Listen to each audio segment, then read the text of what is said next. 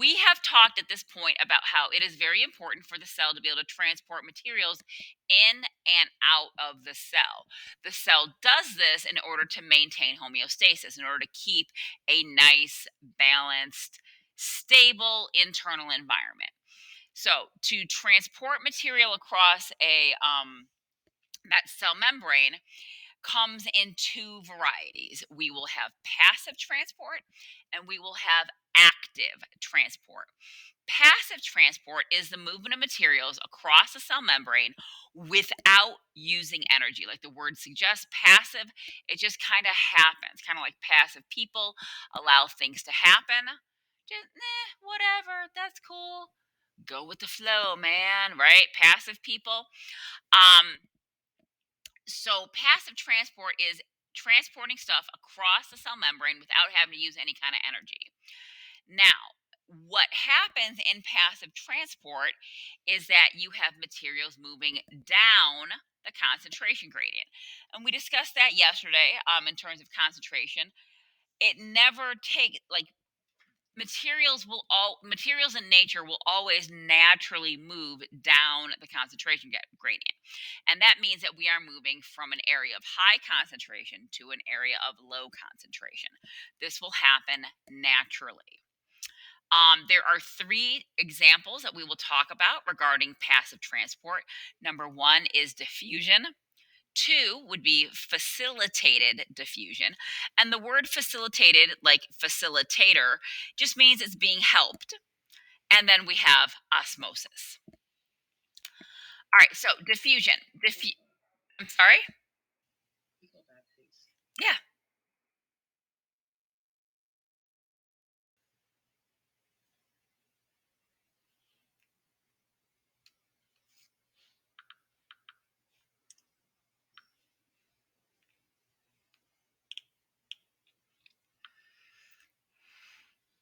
all set?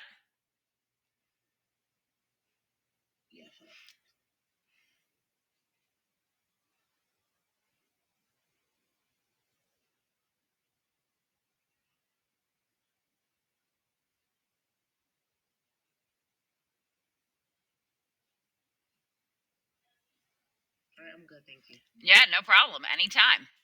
All right, cool. So, diffusion. Diffusion is the movement of molecules from an area of high concentration to an area of low concentration. So, the molecules just move directly through the membrane. Okay? These tend to be small molecules, these tend to be non-polar molecules. Um, and the molecules just move randomly until equilibrium is reached. Now, the example that I always give of this, because everybody has had this happen to them, at some point in your life, you have been somewhere in public, just kind of sitting there, you're not even moving, you're just kind of minding your own business. And then all of a sudden, you smell something really good. So it might be somebody's perfume, it might be somebody's cologne, it might be that you're smelling food that's being cooked at a restaurant, like maybe a block or so away. All of a sudden, you kind of just smell it, and you're like, "Hey, that smells pretty good." Um, when that happens, you are experiencing diffusion because that person wearing the perfume or that person wearing the cologne or that restaurant where that food is being cooked, that is an area of high concentration of those molecules that you're smelling. But those molecules are just kind of randomly sort of making it its way over to an area of low concentration where you are because you were just sitting there minding your own business, not really smelling one thing or the other, and then all of a sudden you're able to smell it. That is diffusion. It's just a random motion of molecules from an area of high concentration to an area of low concentration. When we have diffusion in a cell, what we end up seeing is just molecules moving across the cell membrane just naturally. And remember, diffusion is a form of passive transport. That means it does not require any energy. This is just going to be happening naturally. Not a big deal. It just kind of happens. Oxygen diffuses across the cell membrane to get in because obviously our cells need oxygen. Carbon dioxide, which is a waste product, diffuses naturally across the cell membrane to go out. Because again, we don't want to have a buildup of carbon dioxide in our systems, in our cells, because that could be toxic. All right. So again, these during diffusion, again, passive transport, no energy required. Molecules just move either in or out of the cell, depending on where the area of high and low concentrations are. But again, they're going to move randomly until equilibrium has been achieved. Then we have this thing called facilitated diffusion. Facilitated diffusion still is just plain diffusion. We are still just going from an area of high concentration to an area of low concentration. Things just move across the cell membrane. That is fine. Okay. The only difference is these molecules can't move through that phospholipid bilayer. They're just too big. So, like for example, glucose. We talked about glucose when we talked about macromolecules. Glucose is a pretty big molecule. It's a six carbon molecule. It's a ring. It's pretty big, and we have to get it into the cell because that is the main source of energy for our cells. But it's too big to just kind of slide between those phospholipid bilayers. So instead, we use facilitated diffusion to get it in. In facilitated diffusion, molecules will go through what we call a protein channel in order to be able to get across the cell membrane.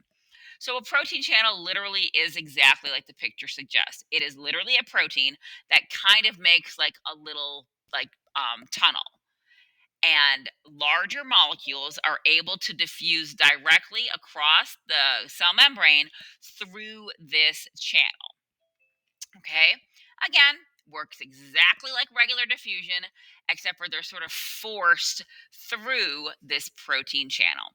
Again, facilitated diffusion is still diffusion, so it's still passive transport, and it still does not require any energy. Because again, going down the concentration gradient, which means to go from an area of high concentration to an area of low concentration, is a form of passive transport, and passive transport never requires any energy. So, who needs to go through facilitated diffusion? Like we've mentioned, larger molecules like glucose use protein channels. Ions, in other words, charged particles, because remember that phospholipid bilayer is it's got the charge head and then the nonpolar tails, and charged particles can't move through there very easily. So ions like salts, like because salt is an ionic compound, um, large molecules like glucose, they're going to use these protein channels to be able to pass through the cell membrane. But again, You went you went silent for a second. I'm sorry. One more time. You're like silent and stuff. Or like really quiet. I cannot hear you, honey. Speak up. You're like really quiet. Oh, I'm quiet. Yeah. Okay, my volume is up all of the way. Can you check your settings, please? Yeah, they're up. Yes. All right, I will try talking louder then because yeah, my volume is up as high as it goes. So, oof. All right, let me. Was I louder before and now all of a sudden I'm quieter? Yeah. Yeah, that's what happened. Okay. Let me double check my audio settings.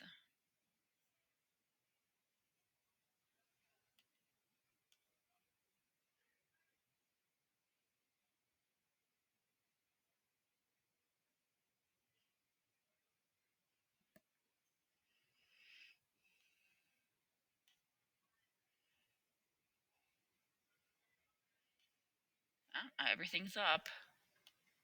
Can you hear me now? Yeah. All right. Yeah. All right, cool, cool. Whatever it was, apparently I fixed it. All right, sweet. All right, so again, facilitated diffusion.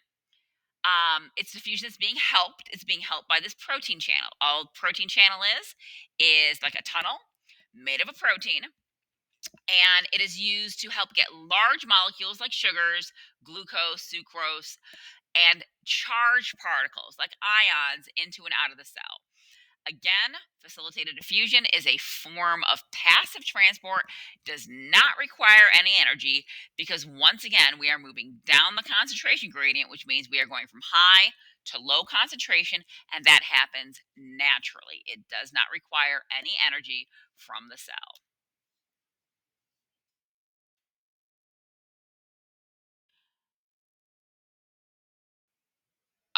Okay, so our friends, the amoeba sisters, diffusion.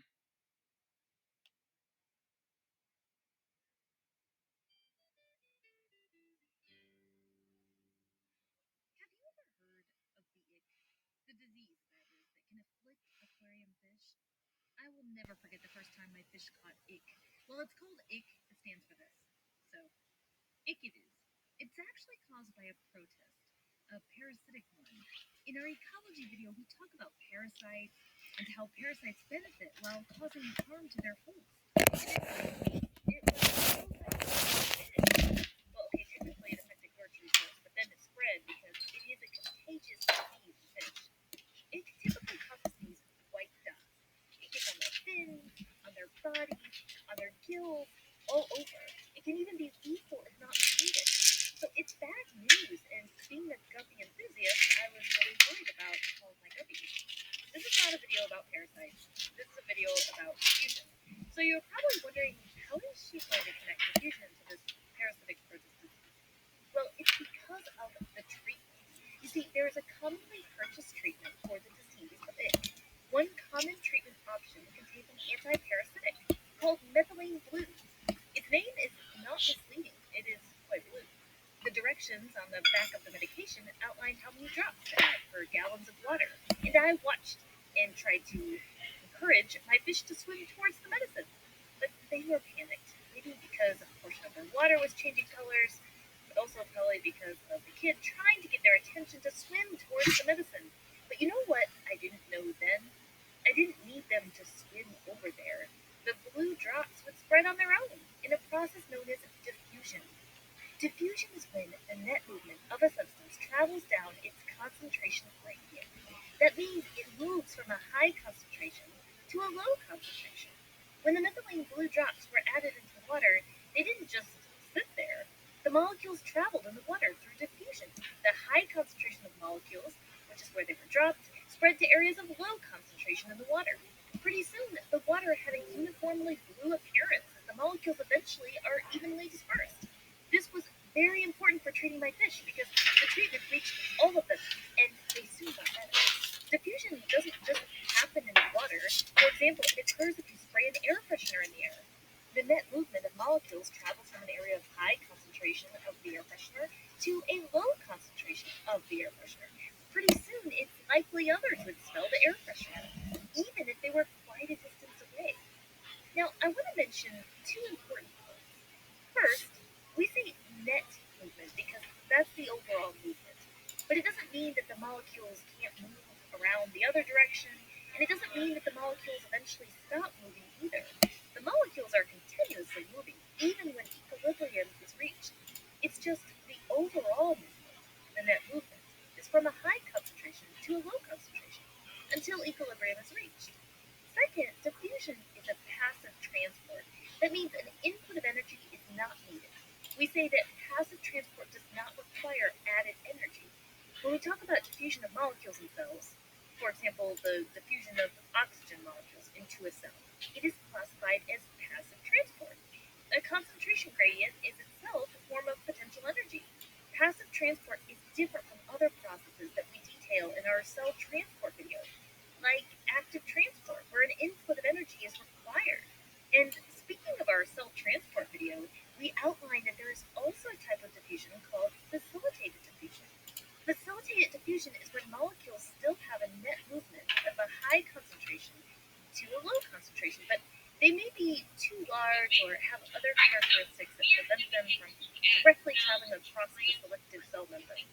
Therefore, they have to go through a flotation.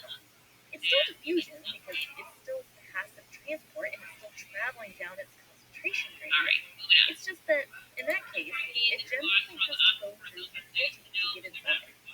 Now, there are factors that can affect the rate of diffusion. We'll mention just a few of them when considering these small molecules here, diffusing in simple diffusion. Distance. The greater the distance that needs to be traveled, the slower the diffusion rate. For example, you could observe a difference in a 5-gallon tank versus a 55-gallon tank. Temperature. Okay, really quick, would you think a higher temperature or a lower temperature would increase the diffusion rate, assuming everything else is constant for the point of the comparison?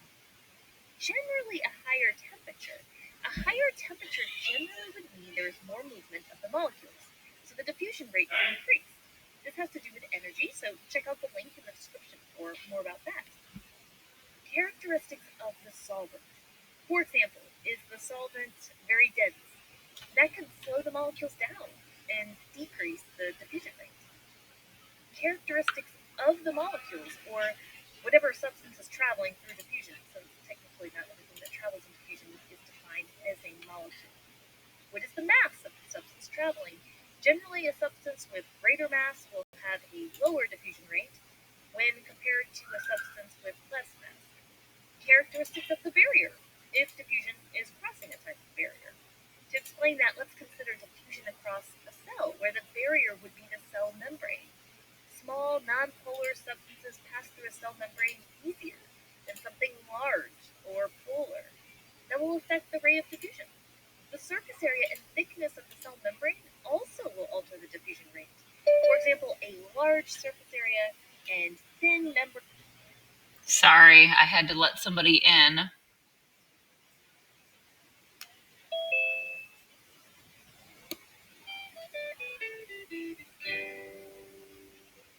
Have you ever heard of the ick, the disease that is, that can affect versus a 55-gallon one? Characteristics of the solvent. For example, is the mass of the substance traveling? Generally, a substance with greater mass will have a lower diffusion rate when compared to a substance with less mass. Characteristics of the barrier, if diffusion is crossing a type of barrier. To explain that, let's consider diffusion across a cell, where the barrier would be the cell membrane. Small, nonpolar substances pass through a cell membrane easier than something large or polar. That will affect the rate of diffusion. The surface area and thickness of the cell membrane also will alter the diffusion rate. For example, a large surface area and thin membrane would generally allow a faster diffusion rate than a smaller surface area and thick membrane. By the way, there are more factors that can affect the diffusion rate than just those five we listed.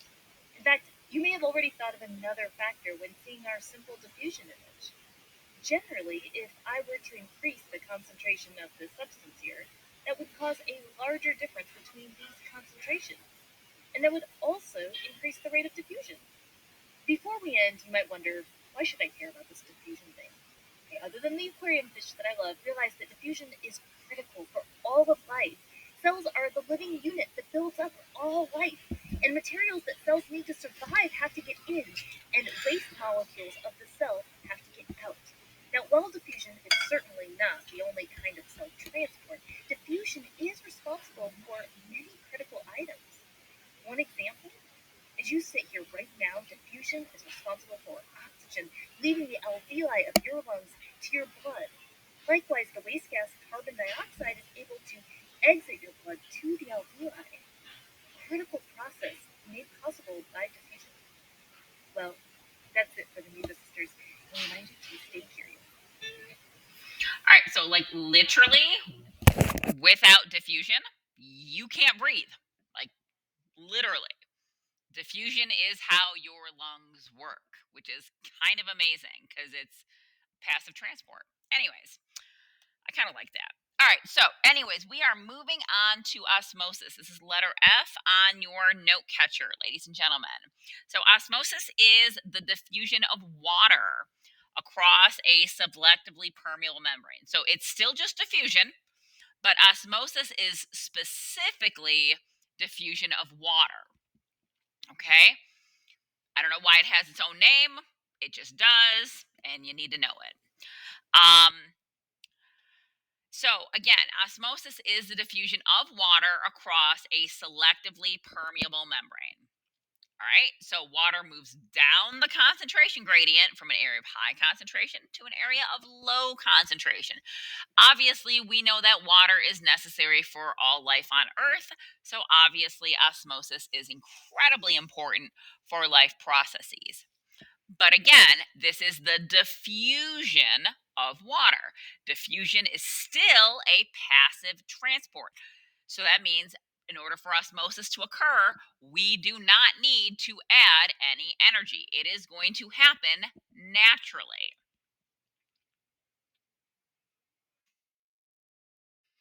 All right, so again, since the inside membrane is hydrophobic, the water molecules can have trouble passing across the cell membrane directly. So, like oxygen moves across the cell membrane directly, um what's it called, carbon dioxide, very small molecule, moves across the membrane directly. We talked about glucose having to go through protein channels because it's too big. Well, the problem with water is that water is that phospholipid bilayer. The tail of the phospholipid is hydrophobic, meaning it doesn't really like water so much. So, water has a really hard time crossing across the cell membrane directly. That is where our aquaporins come in.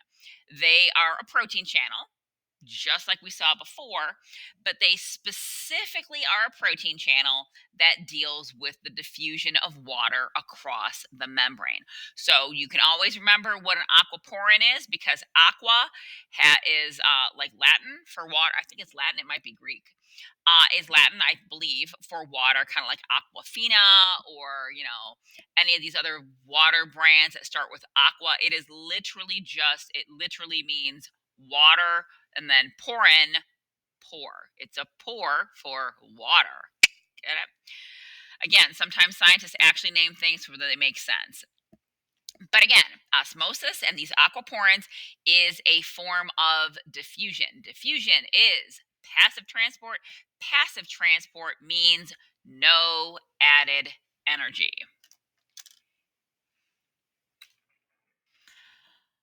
Still on osmosis. This is the last area of osmosis, ladies and gentlemen. So, water moves through the membrane to reach equilibrium on both sides of the membrane. Okay?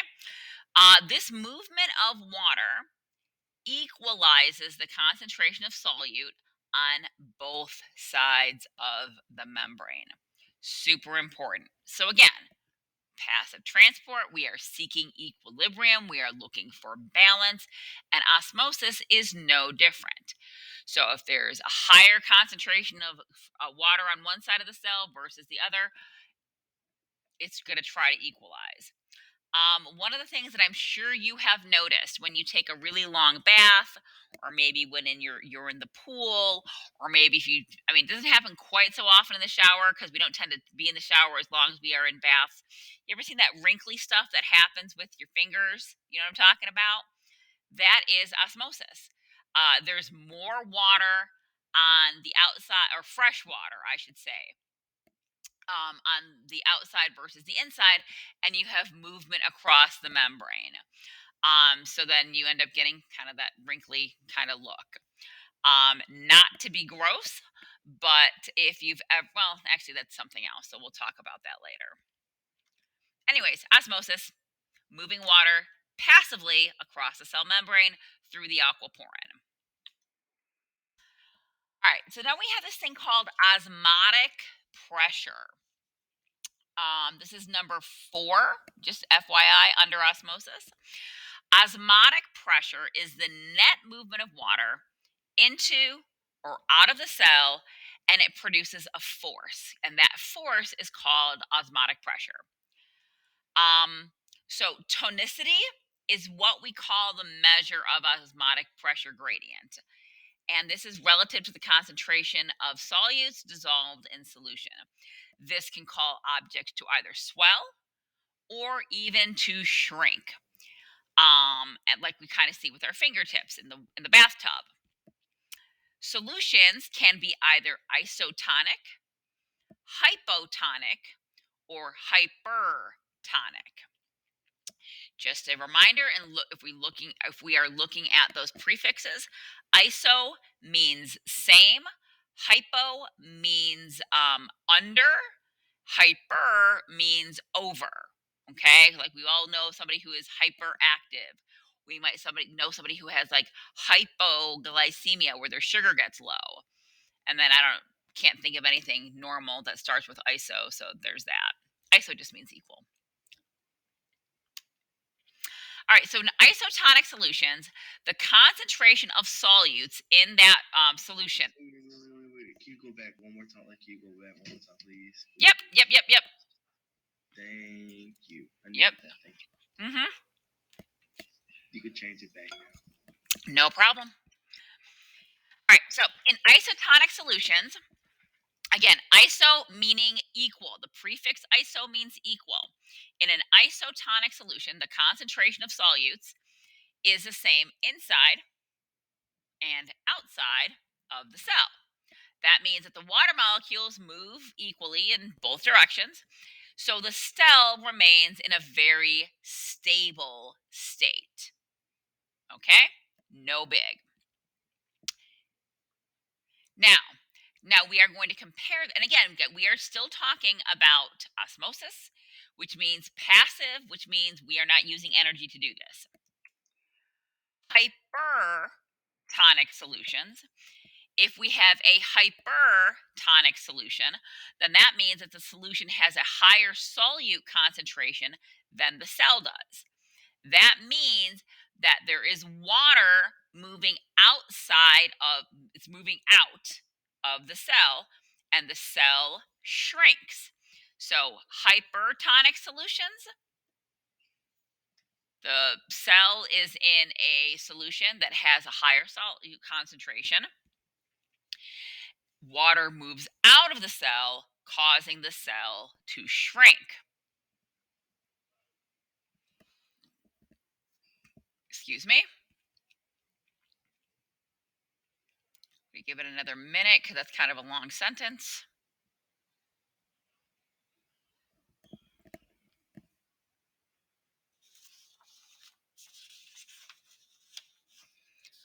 All right. And as I'm sure you can imagine now, you probably know what hypotonic solution. Hypotonic solutions are the exact opposite. In a hypotonic solution, the solution has a lower solute concentration than the cell, which means that the net movement of water is into the cell, and this causes the cell to swell. All right, so I want you to think back to the last time maybe you were in a pool, maybe the last time that you were in the bath, and what happens to your fingertips. Maybe you're washing dishes by hands, and we get those fingertips that get all wrinkly. Is that water that we're putting our hands in, is it hypotonic, hypertonic, or isotonic?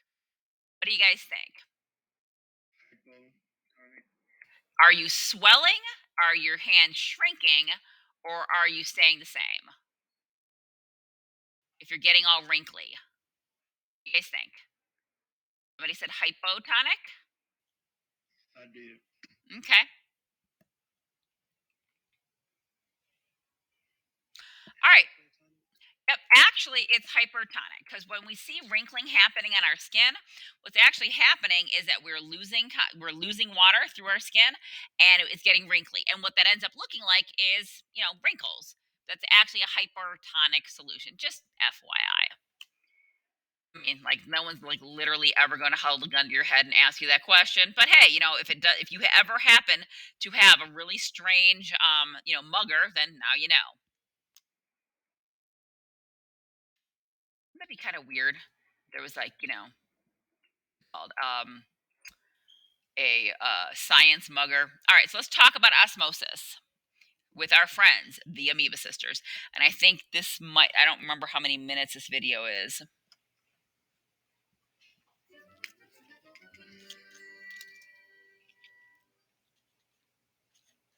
When we were kids growing up in West Texas, our winters would be cold but rarely experienced snow.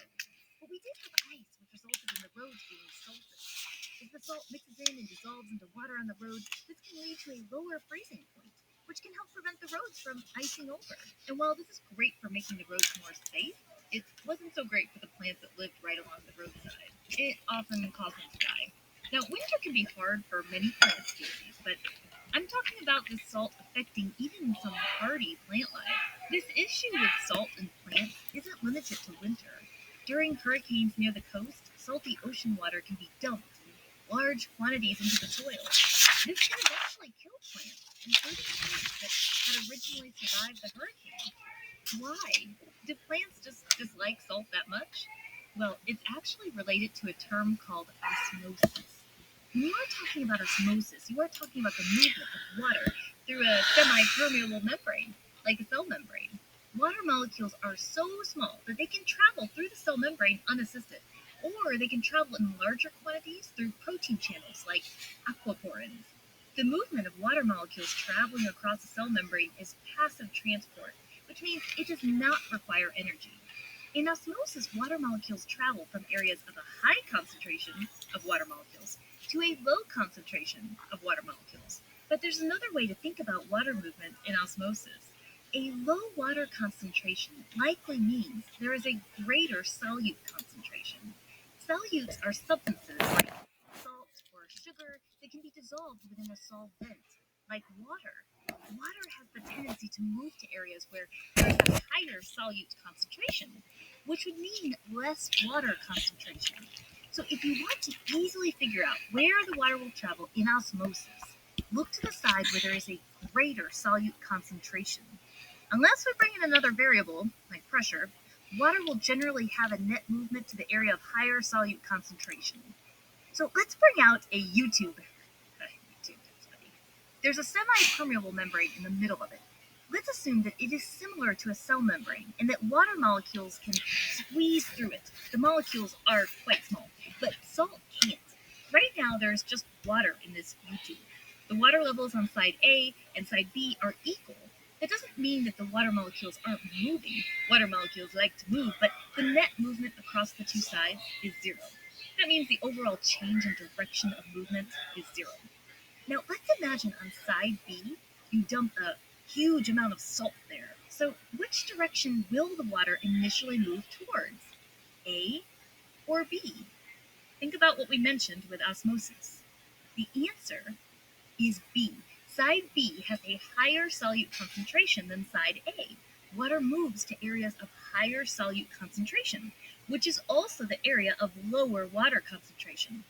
You will also see the water level on side B rise as the water moves to that area.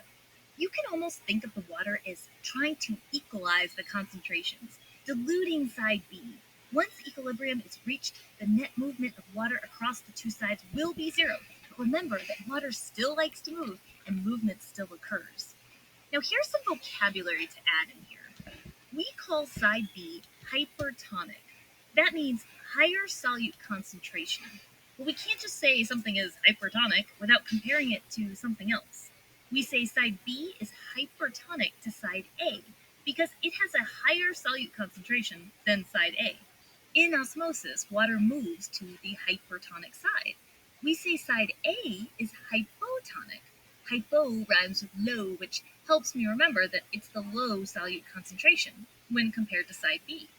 Let's get a little more real life now instead of just the YouTube. As you know, water is important for your body and many processes that occur in the body. When someone gets an IV in a hospital, it might look like the fluid in the IV is just pure water, but it is certainly not pure water. That would be a disaster because of osmosis. Let's explain. Let's say hypothetically pure water was in an IV. Now, an IV tube typically runs through a vein so that you have access to your bloodstream. Really useful for running medication through. Blood actually consists of many different types of components, and red blood cells are a great example. So, what do you think has a higher solute concentration? The hypothetical pure water in this IV tube or the red blood cells? Well, cells are not empty vessels, they contain solutes. The pure water that hypothetically is running through this IV tube has no solutes. So, where does the water go? It goes to the area of higher solute concentration, which in this case is inside the cells. The cells are hypertonic compared to the pure water in the IV tube because the cells have a greater solute concentration. The cells would swell and possibly burst. Exploding red blood cells are not good. If a person needs fluids, they typically will receive a solution that is isotonic to their blood plasma. Isotonic means equal concentration, so you won't have any swelling or shrinking red blood cells. Another example, let's talk about the aquarium.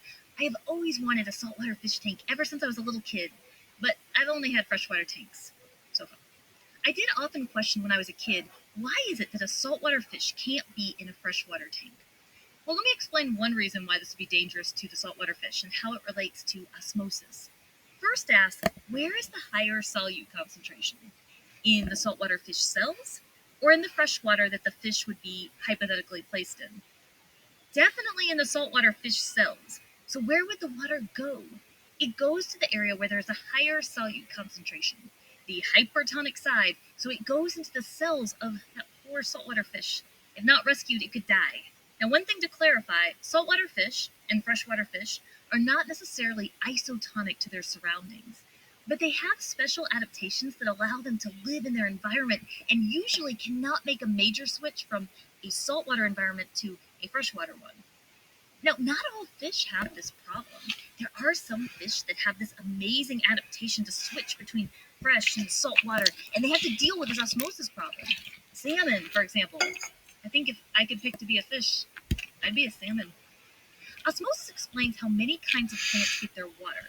Sure, many plants have roots, but how does the water get into the roots? When it rains, the soil becomes saturated with water. The root hair cells generally have a higher concentration of solutes within them than the solute concentration in the saturated soil. The water travels into the root hair cells as the root hair cells are hypertonic compared to the hypotonic soil.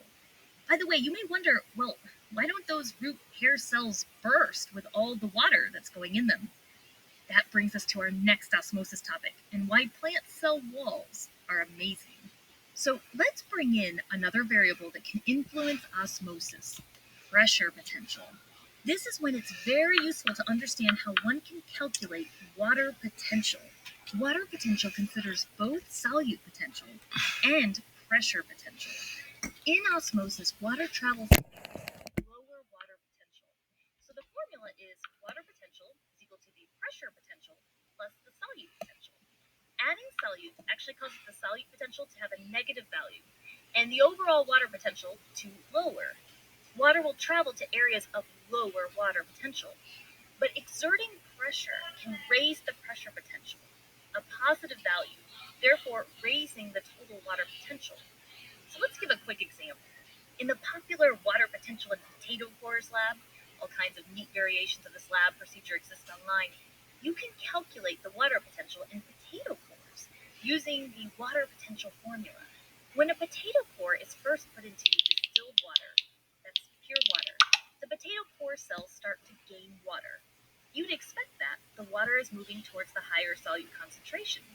Thanks to their higher solute concentration, they have a lower solute potential.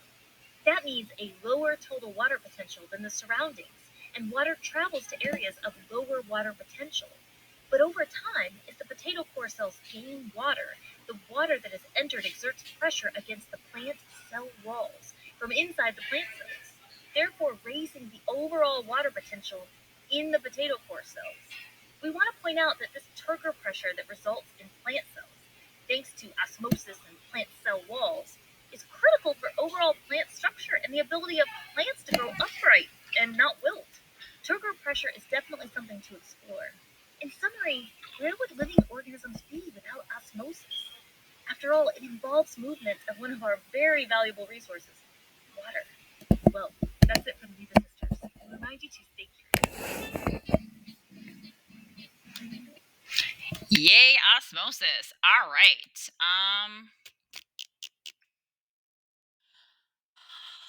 How much do we have to do still for active transport and what time is it? All right, we have a little bit left to do for active transport. I want to finish that up tomorrow. I forgot these videos were as long as they were.